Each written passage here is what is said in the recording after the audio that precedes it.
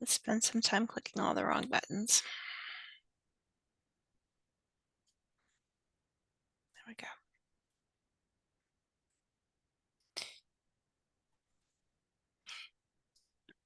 All right. So we're going to go ahead. First of all, is there anything going on anybody wants to ask about, shout out about, discuss in general? Mark, what's going on with you? Yes. So I did reach out to the email list and got a few great responses that I will follow up on. And thank you to those who did. But I had asked about using WIOA Title II funds for library.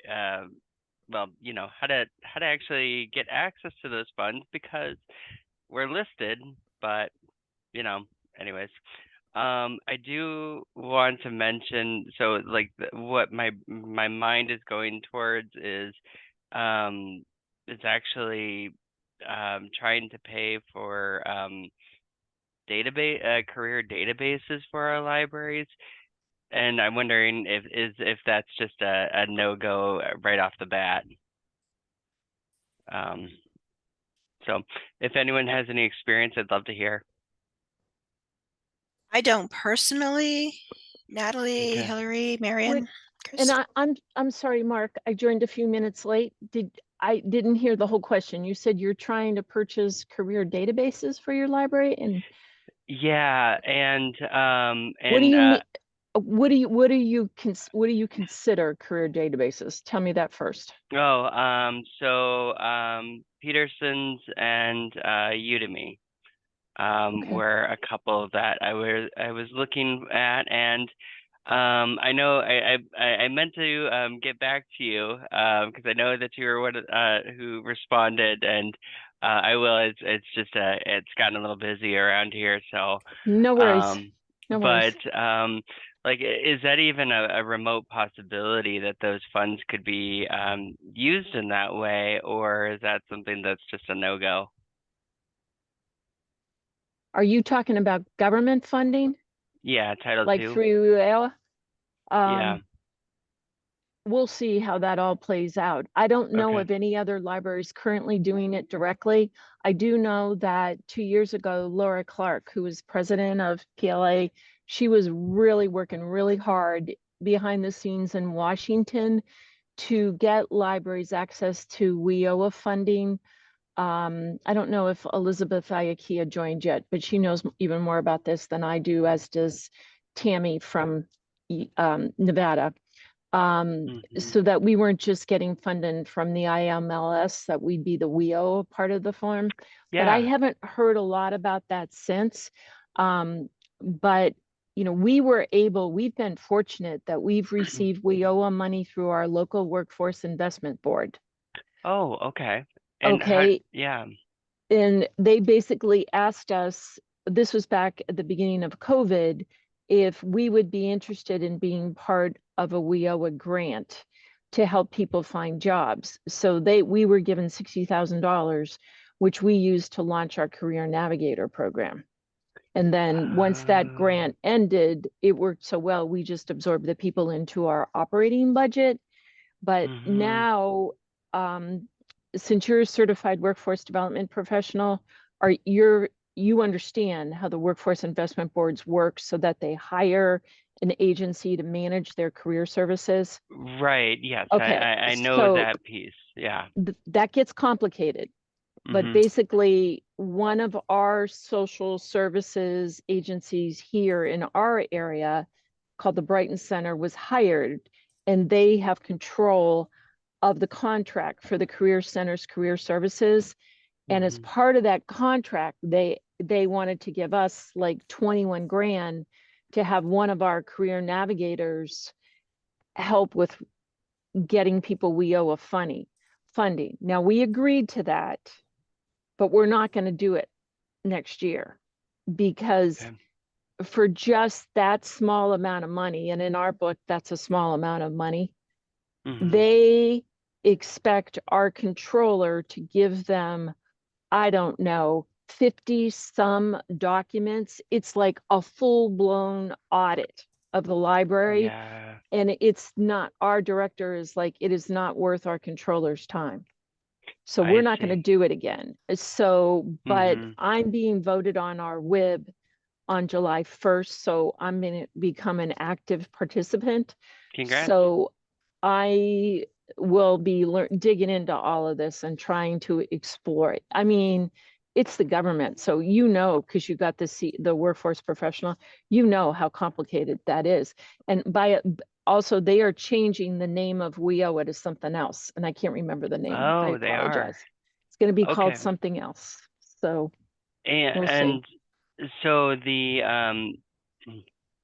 yeah, when I have I know that they love their well, not love, I guess they have their paperwork, and for some of that that's also in library land, that also gets a little weird with patron privacy and everything related to that.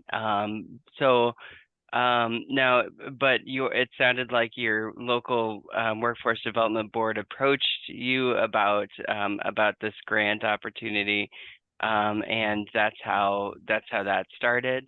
Yes. Well, Okay. we've been really involved with our American Job Center here is called the Kentucky Career Center. And we've been very involved in working with them for over 10 years now. Yeah. So my staff and their staff, everybody works together. We're considered an access point for their services. And one of the people on my team does a presentation weekly at the orientation that they have that for people that are newly unemployed that just start getting unemployment insurance. So they get an immediate exposure to library resources. And then in Kentucky, in Hillary, who's our state librarian, she's on the call with us today. In Kentucky, when someone is on unemployment insurance, they need to complete 5 work search requirements a week. Yep. 2 of those can be attending a library program at any public library or a networking event. So Okay. we've seen a huge increase in people attending our programs because of that. And it's a real win-win. So people are being forced to learn and educating, Yeah. but people are landing jobs. And we have a niche because of our community and helping professionals land jobs, but we're helping a lot of other people with barriers to entry that even some of our partners that work exclusively with them aren't able to do just because we're open in the evenings, we're open on the weekends. Right. And so it just kind of depends. Yeah. So if But you can, if in every area is different, like, do you go to your local workforce investment board meetings? I used to, before the pandemic hit, I used to make a point of attending those, and trying to introduce myself to the various agencies. Granted, I was very new in the library workforce development field, and so I think if I were to return to those meetings, but in some ways it just feels like we're making a lot of progress in those partnerships, but it sounds like what y'all are doing there is just like amazing in the depth of partnership, and I think Chris will echo this. He's also from Wisconsin, and that we are making a lot of great inroads, and it's a growing partnership. I'm just wondering if that's going to be but I had no idea on the process. But where in Wisconsin are you guys? I missed that. So I'm actually with a regional library system. So I serve 54 public libraries across 7 counties. Chris is with our state agency, the Department of Workforce. Sorry, Chris. Department of Public Instruction. And Okay. he's one of their one of their consultants there. So Okay. we work closely together, but I yeah. mean, because like Madison, they are all over this. I mean, Mhm. workforce, I've seen plans that they have like to prepare the workforce from a young age and how the schools are working with Yeah, employers. And my yeah, brother lives in Madison, but we used it. We cool. used parts of their plan for some of the things that we're doing. So Yeah. it's just, you know what, you just have to know your area and then Mhm. just do a little bit at a time. Like, Yeah. is your executive director where you are they pro workforce? What do you for the as far as the libraries go? Yes, like should the So library be engaged? That's my yes, question. Okay, good, definitely. That is definitely where folks want to go to be engaged and to be that place. good. And now what's unique about my system is that we're across three different workforce development boards. And Oh, wow. so I could attend three different meetings, and I'm totally cool with that.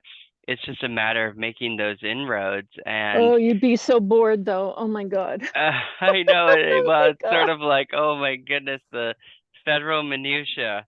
Yeah, it's like it is hard. And the only reason that I'm going to be on the Workforce Investment Board is my executive director was on our board for 8 years, I and see. that's the minimum term. So, but Yeah. we got a bunch of people like that that are leaving the board, and new people like a second in command is coming in. Mhm. So I'm replacing Dave, but like the president of our Chamber of Commerce, he's been on for 8 years. So the Chamber's vice president of workforce, she's joining.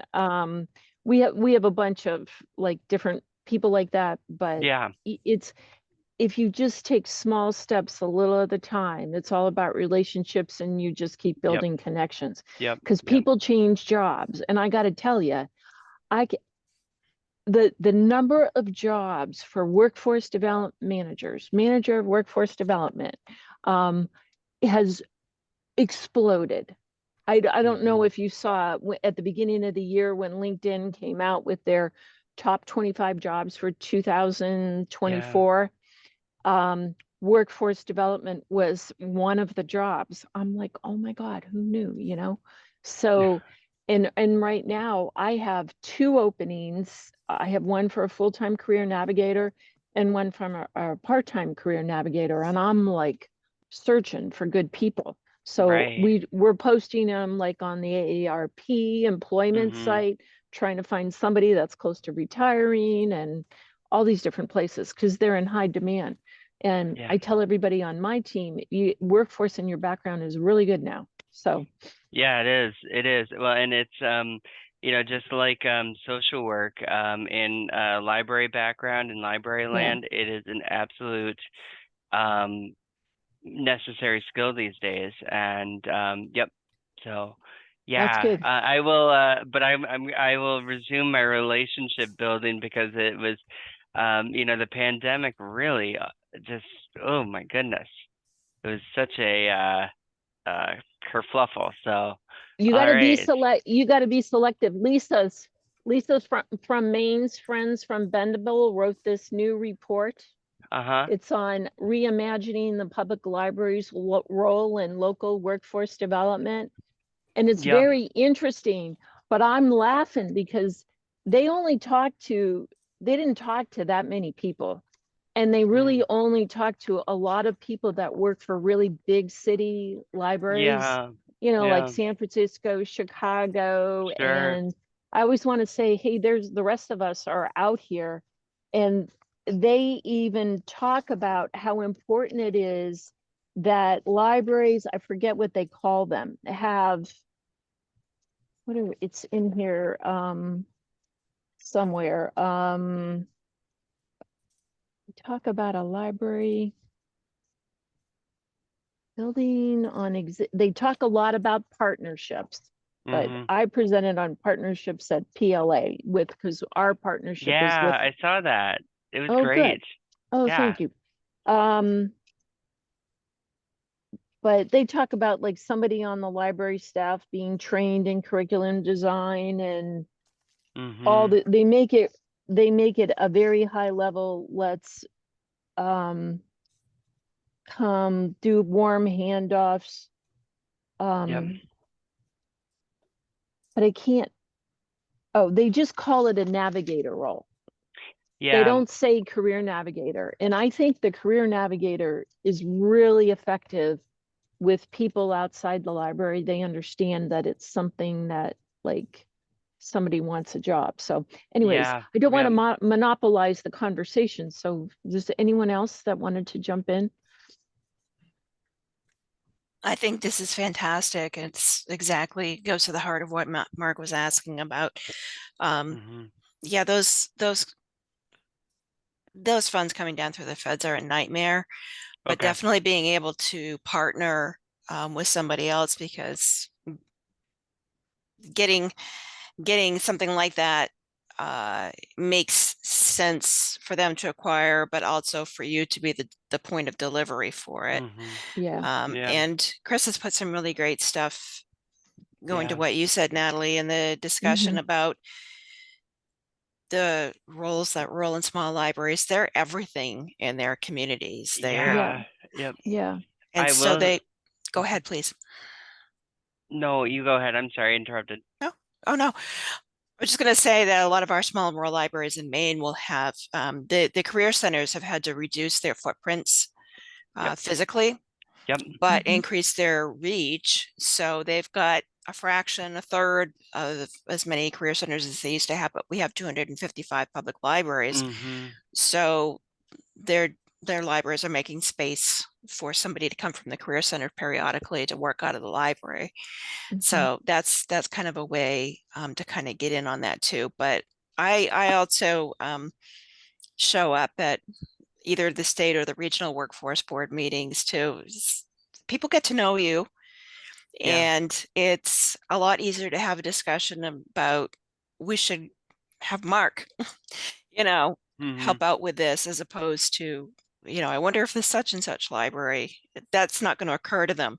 You are Yeah. going to occur to them. Yeah.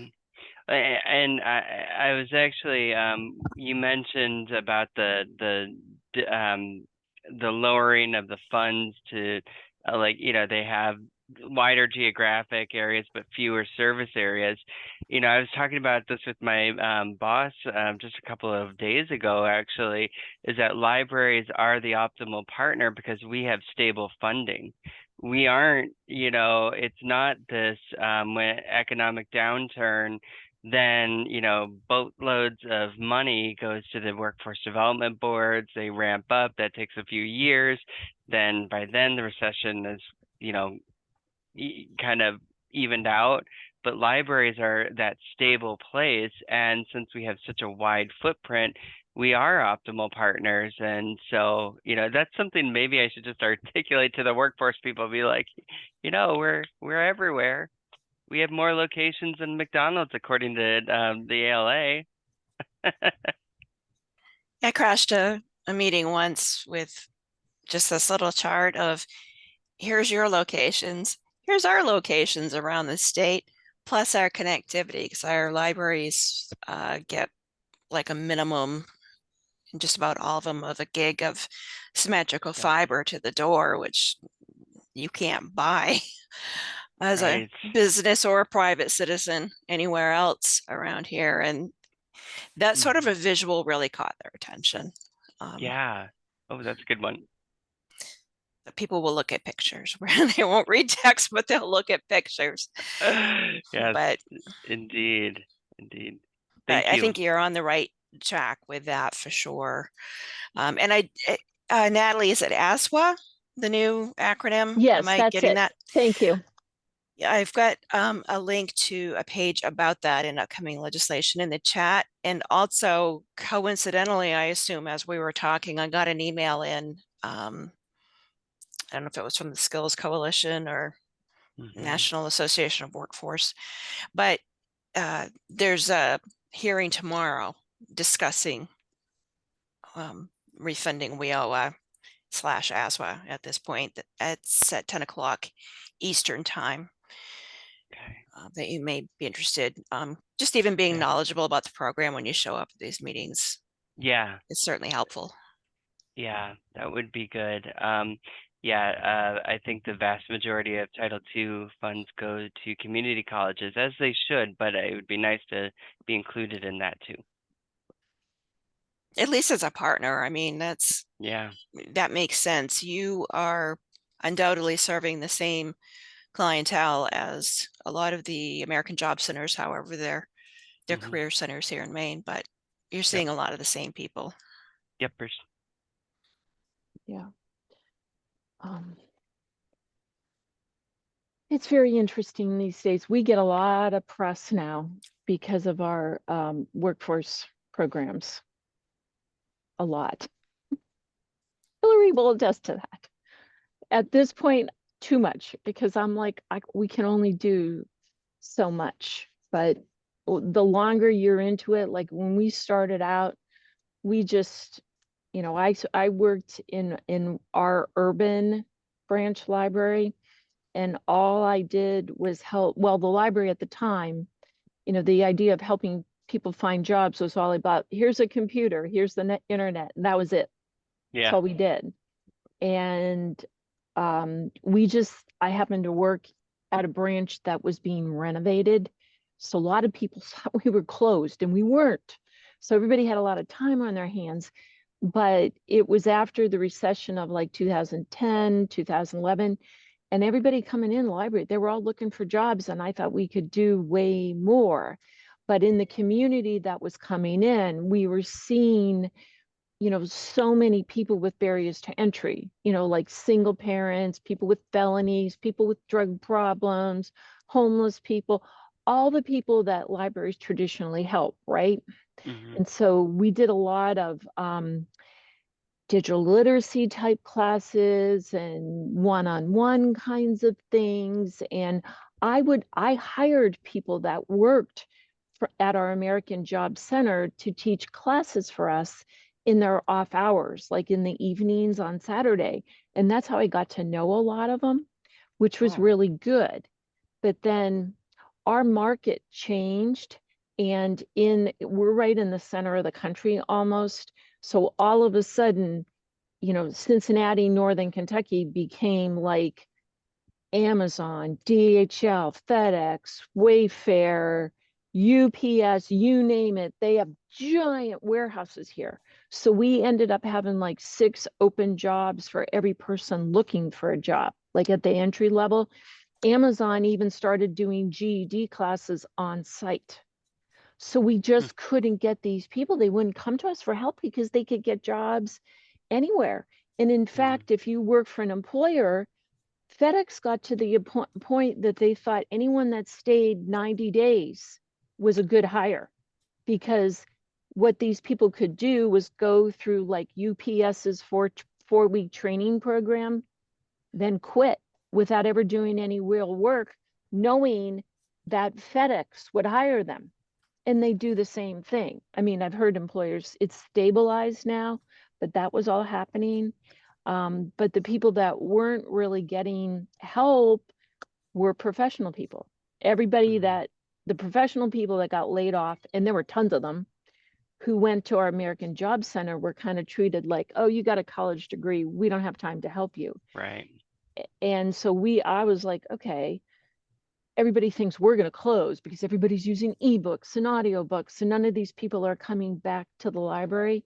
So we thought helping the professional crowd find jobs would bring them back in, and that has worked. So Yeah. we have a Yeah. lot of those people. We still help people with barriers to entry, and we found a fun way to help immigrants. Oh. That again, it just happened. So it's like a door opens, you got to kind of walk through it. So I had a young guy, was not that young, he's 30, but he applied to be a hospitality volunteer for me. And I was like, okay. His name is Donato Vieira. He emigrated here from Rio de Janeiro, Brazil. His partner got a job as an engineer at Jabil's Circuit here, and he speaks fluent English. Donato, who's my volunteer, does not speak English well at all, but he's a clinical psychologist and was previously working in human resources.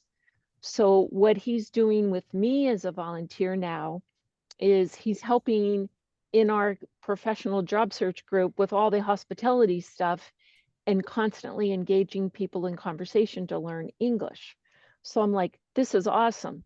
So now we're trying to get those ILA things that you can set on a table so that when someone's talking, it converts to their language, because we think we can help a whole lot more professional people that are immigrating here as trailing spouses, particularly find jobs. So, but you know, just kind of happened like that. So we just, every time we have an opportunity, we take it. So Yeah. The beauty of libraries is that we can actually pivot a oh yeah, bit quicker than other agencies. yeah. So, but that's all good. Well, good. Mm-hmm. What else is happening out there that people need help on? I had sent out a message to the group earlier. A lot of our libraries in Maine have received funding through the Department of Economic and Community Development for remote work stations, I guess. Some of it is, just some equipment. Some of it is, some major capital. But, and this is from ARPA funds. So it came down through the feds. And again, there are reporting requirements. And it kind of goes to something that you mentioned earlier in the conversation, Mark, where we're trying to find ways that balance collecting useful data about the usage of these with protecting patron privacy. And so I'm interested in hearing some thoughts. If somebody comes in and they sit down and they set up their laptop, are they remote working? And, I mean, you don't want to just like sidle by and, this sort of a thing, or be like, what are you doing here? But our librarians are definitely interested in some creative ideas for capturing that sort of data. If anybody's got any suggestions, I am all ears. I keep wanting to go to one of these webinars where people talk about capturing data and statistics, and something always comes up and I never make it. It is hard.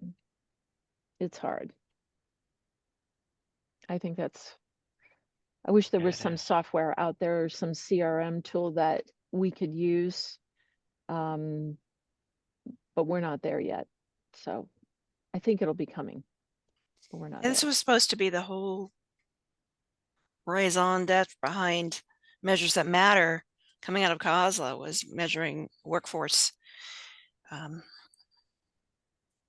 statistics, but in libraries and drawing that line. And I don't know if anybody has come up with a good way to gather but separate. Voluntary surveys is something that has been discussed. I think some of our libraries were looking at even just doing a splash screen on their particular IP address. On their public computer. Yeah, or just if somebody's accessing their wireless with their own equipment, something that would come up. You usually have to agree to terms of service or whatever, but also, hey, you here to remote work? Yeah, I can't imagine what that would look like, because it's like right now we're counting the number of people that attend our workforce programs and the number of service responses that we have, like emails, phone calls, return to people. And then the outreach programs that we do, like when we present outside the library. But the biggest one they love is the number of people that find jobs. And it's harder to do it with entry-level people. It's easier with professional level people, but it takes a while to reinforce that. But we report all that to our American Job Center. They love that. But if we could capture everybody that's actually using resources to look for a job, that would be phenomenal. So I love the splash screen idea. Yeah. I'll Hi. have to. Welcome. Hi. Hi, I Lucy. was just thinking, sometimes when people make reservation for study rooms or for computers, they have to put in information about the, library card number, what time they want it. So maybe just add a line in your application form that are you using this for personal use, job, or work remote, so That's a good it would idea. be part of the application for That's reservation. that's a really good idea. Mm-hmm. Yeah, I think Thank you, some folks Lucy. that have a Mhm. dedicated space are probably going to be looking at doing something like that as well. Yeah. It's like capturing wireless statistics. There was so much discussion around that at first because you would think, oh, just count heads. Well, no, because you're not capturing the after hours people using the Wi-Fi in the parking lot. And but there are also times that people just drive by and they ping, the wireless too. So what's Mm-hmm. garbage data? What are you missing? All that sort of a thing. But Yeah. I think probably like Lucy has suggested, and also the splash page survey type thing. Is Project Outcome still alive and well? Does anybody know? I don't know. That's one of the things that I've wanted to take a webinar through. So I don't know, Lisa. Lucy, question for you. If you did something like that on a splash page, what I'm worried is, how every department gets like, oh, I want my stacks. So if someone logs into our library computer, what I'm worried about is if I said, okay, they could say, are they remote working? Are they looking for a job?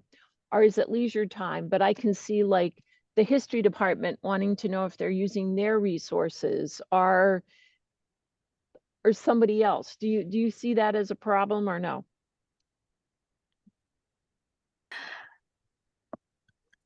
I don't know. I'm not I don't sure. know. So, I was just, tell me your yeah.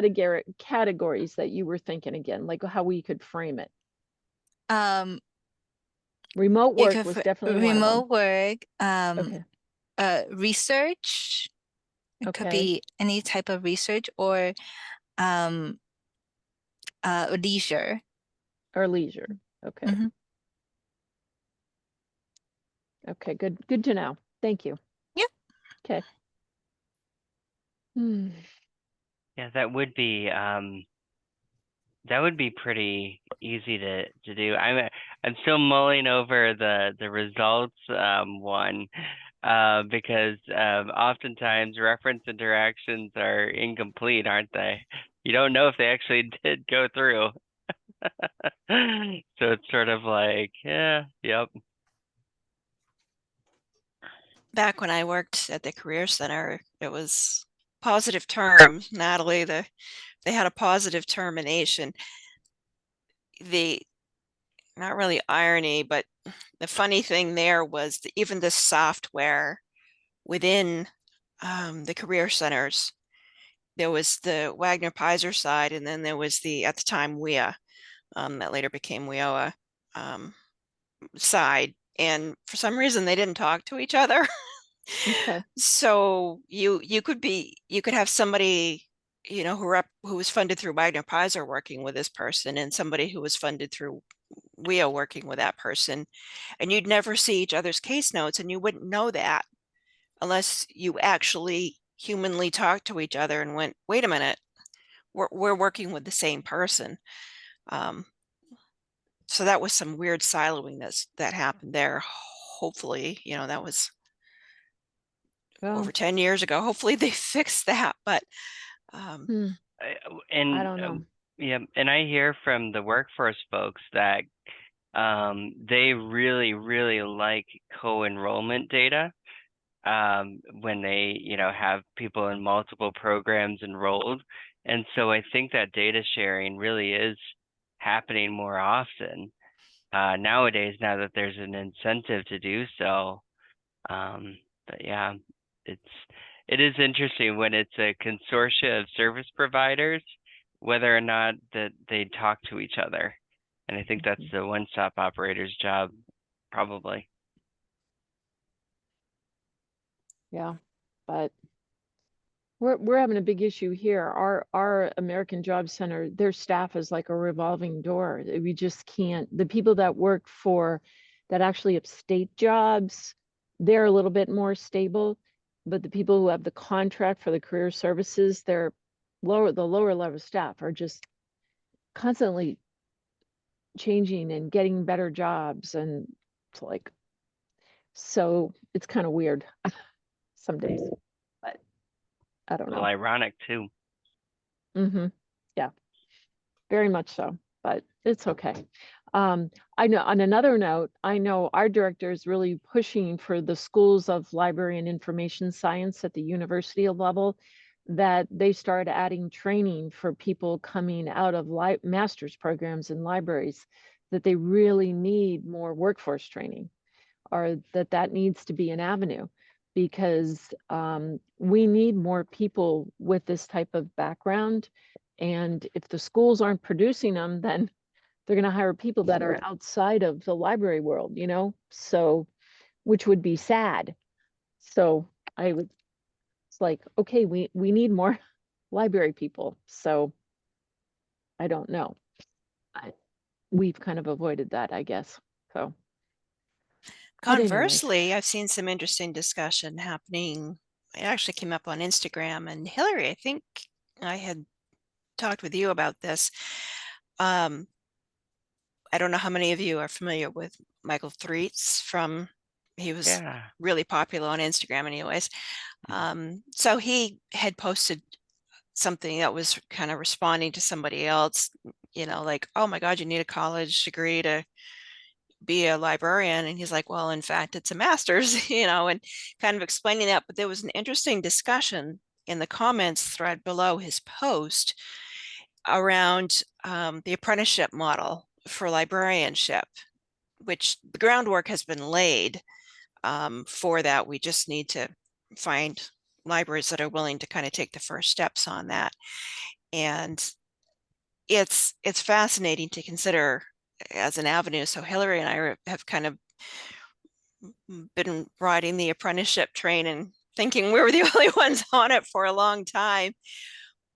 But it turns out there's actually quite a few other places out there that would like to do concurrent, you know, workplace experience with education on that, because so many jobs, you know, it's that combination that employers are looking for, whereas that master's is just unfortunately unreachable for a lot of people. Have any of you had any experience around apprenticeship or of any sort in your workforce development, or had any discussions around librarianship as an apprenticed vocation? No.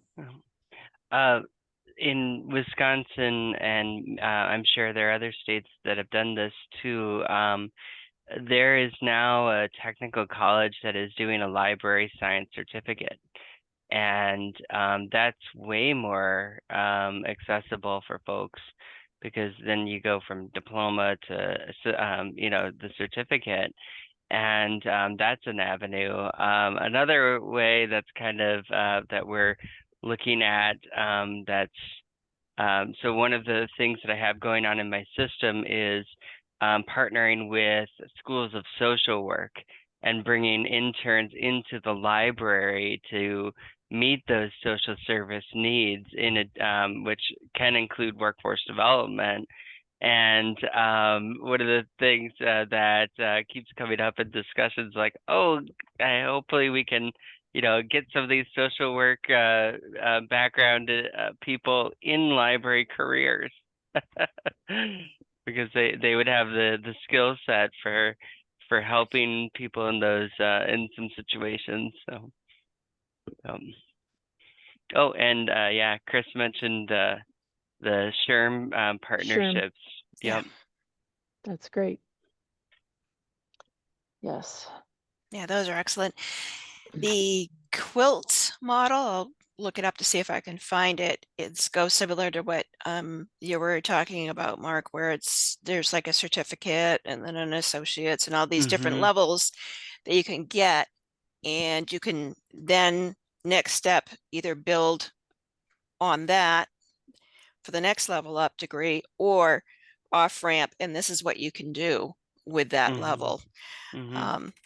And I like that model quite a bit. We're overhauling our voluntary public library certification in Maine. We don't have the requirement because of the way our federal funds are handled that library directors must have a master's degree. For public libraries, the individual boards or towns themselves may require that as a home rule state, but it's people that are running libraries that are having to know librarianship, building code, human resources management, nonprofit law, and just all of the things. And they don't know what they don't know. HVAC, oh my God. We've joked about having the entire HVAC track in our certification program, but I don't know how much we're actually joking, because where's that water coming from is a popular topic. But there's so much that's required. And so part of our discussion too, when we're thinking about, who all you have coming in the library and for what purposes, is scope creep. And at what point do we draw a line and say, we actually, we aren't funded to do this, and we don't have the resources to do this. And, having to do the warm handoff, which I know what other agencies prefer anyways. But again, in rural areas, libraries are literally everything out there. Yep, they are. Yep. Wow. All right. Now, Natalie, are you at an academic library? Can you remind me? oh no, Oh, okay. public library. I gotcha. Kenton County Public Library. We have about 160 to 170 employees, depending on where we're at. We have 3 physical buildings, soon to be 4, and we have about 165,000 cardholders. But we're kind of unique because where we are, we're right on the border of the Ohio River. So our area is like borders Ohio, Kentucky, Indiana. If you fly into Cincinnati, Ohio, you're actually flying into Kentucky. The way it works around here. So it's interesting. So does that mean, are you in contact with the workforce systems in Ohio and Indiana too? Workforce One and Ohio Means Jobs are the names of those 2. So like, for example, I get weekly emails from a guy that works for Ohio Means Jobs, and he sends us the Southwest Ohio Regional Jobs Report, and we post it on our website. I mean, it's a huge report, but people looking for jobs can just, easily scroll through it, find the companies, click, all the jobs are posted, and find them. So we get a lot of there. We promote their job fairs, they promote our job fairs, and then we work together. Like, I have different instructors, some of them live in Ohio, some of in Kentucky. Everybody like shares resources kind of back and forth. So, but the difference in Ohio, like for example, when people are collecting unemployment insurance in Ohio, they only have to complete 2 work search requirements a week, which means they just have to prove that they applied for 2 jobs online, which is nothing compared to what we have to do in Kentucky. So it's just a little bit different. And we have some real big regional coalitions that bring people together in workforce. Like, we have this talent collaborative that gets together a couple times a year, and then different things. So people try to stay tied together. It can be challenging because, like I said, I just watch all the people change jobs. But yes, so it's all good. So all good. Yeah, Anything else? Okay. yeah. Well, I think of the job market as sort of now like the housing market. Is it a buyer's market or seller's market? As far as, Depends on like what your background is right yeah, now. If you're a CPA, you're in accounting, you're in healthcare, you're golden. Yep. yep, You're in yep. marketing, you're a graphic designer. They're The it's arts, the arts is really yeah, tough right now. yeah. So I had actually my oldest daughter graduated from Syracuse University, and I don't know how, but I've stayed in touch with her advisor, who's chairman of the Newhouse School of Marketing Communications there. He did a post on LinkedIn a couple days ago and said, just out, I have 42 new college graduates, and I have never seen a tougher job market for a new college grad to find a job. So, but on the flip side, I was on a panel last week on a multi-generational workforce, and oh my God, people are afraid to hire kids coming out of college. There's all these preconceived notions like they don't want to work because they want a life balance. First questions out of their mouth is, when can I take vacation? Not, you know, then there is expectations. They can come in late, they can leave early. They don't have to put in overtime if they don't want to. There's just a lot of generational issues out there right now. We're finding. Mm. So I don't know. So again, it depends on who you are, if it's easy or not so Yeah. easy to find a job. So, Mm-hmm. and what your background is. And we teach people all the time that you have to be like your own little company. You have to constantly be growing your own skills and be a lifelong learner, so that, we live in a global marketplace now. COVID changed everything. So do you recall that there was that great resignation like a Yeah. year ago? That Yep. Yeah, that and the wa- that quiet was quitting and yeah, that was very, very short-lived, because there were all those people that were like, oh, I'm working remotely, I'm not going back in the office, even though companies wanted people to come back in the office. And so there was this imbalance for a while until companies figured out that just nationally, I won't even go globally, that say you have a human resources manager operating out of New York City, and they're getting paid $150,000 a year, and they're saying, I'm not coming back in the office, I can do my job just fine, thank you very much, I can do it remotely. Companies started to figure out that, let's find a way to get rid of her, because we can hire an HR manager that lives in Wichita, Kansas, pay them $125,000 to work remotely. We don't need her at that higher salary anymore. And that's what's Mm. happened. So that's why there's a lot of, there's a lot of remote jobs, but you'll see people go out and apply for them, immediately 300, 400 people are applying. And it's like, Mm. forget it, they have their pick. And there was an article in the Wall Street Journal last week that it's all about who you know, again, to get a job, because it's just changed a lot, really a lot. But it's okay. a lot of Yeah. ghost Y'all, jobs out there too that young pardon people are me? dealing with. Ghost jobs, Oh phantom yeah, job listings.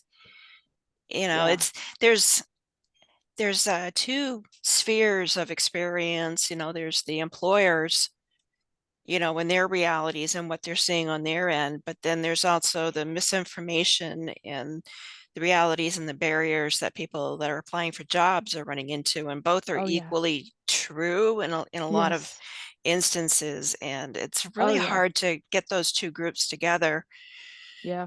to understand. A lot of young people don't know that they have certain rights within the workplace, Yes. and are being Yes. told 24/7, you're an idiot if you're working a 9 to 5, you could just work from your phone. Like, You're right, Lisa. And there's this whole value thing. I remember you were talking about the teenagers a long time ago, where they get their information from. Um, Oh, yeah. Yeah, It's just, oh, I'm curious. Are any of your libraries allowed to use TikTok? We're not. it varies. Okay. I But just don't. But But this is something that came up on the panel. I was on a panel with two VPs of DEI, one from Fifth Third Bank and one from Kroger's, a big grocery chain here. And the guy from Fifth Third Bank was, I'd say, early 50s with high school kids, and he said he was a quiet TikTok user. He only had an account so he could observe and make sure kids weren't gonna do anything, you know.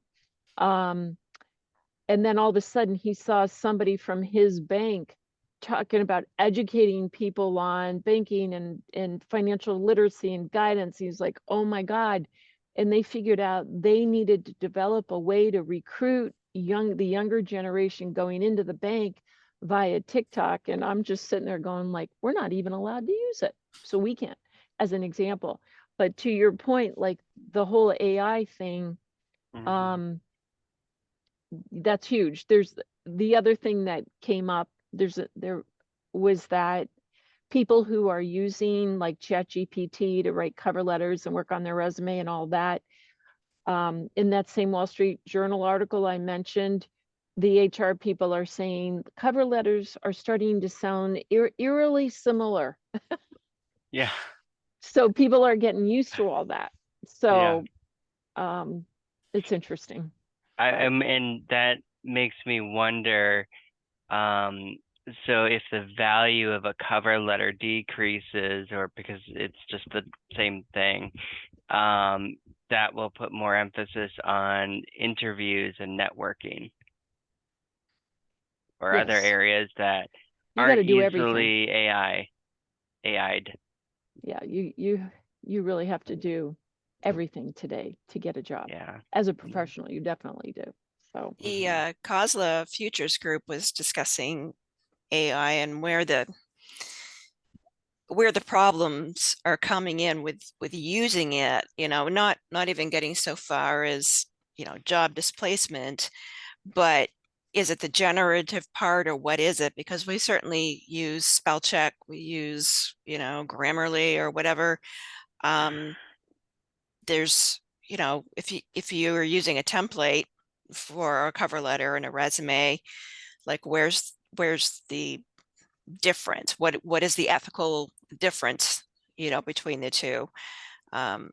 And I think anytime you rely on something and don't go back and throw your own eyes over it at some point to check, even spell check isn't going to get stuff all Yeah. the time. So it's reliance on technology and not engaging your brain.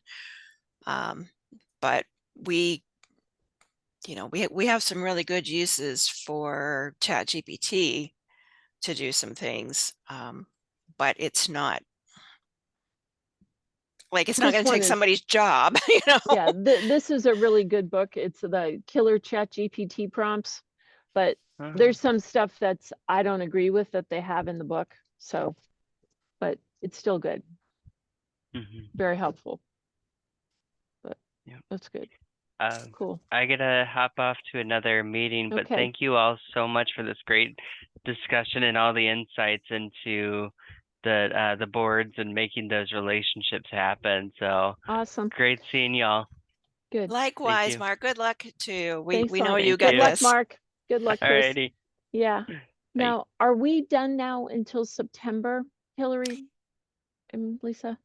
I think Yes. Yeah, we July are. and Okay. August we usually take off. Golf. I'm Okay, good. still talking with Senator King's office to see if, they said he'd definitely like to come, but it's just going to be a matter of when, we can nab him. So, but Okay, he doesn't have to be the whole meeting either. We could just like be doing a few things and then see what else we can get in there as well. But cool. yes, this is our Sounds summer good. break. So Okay.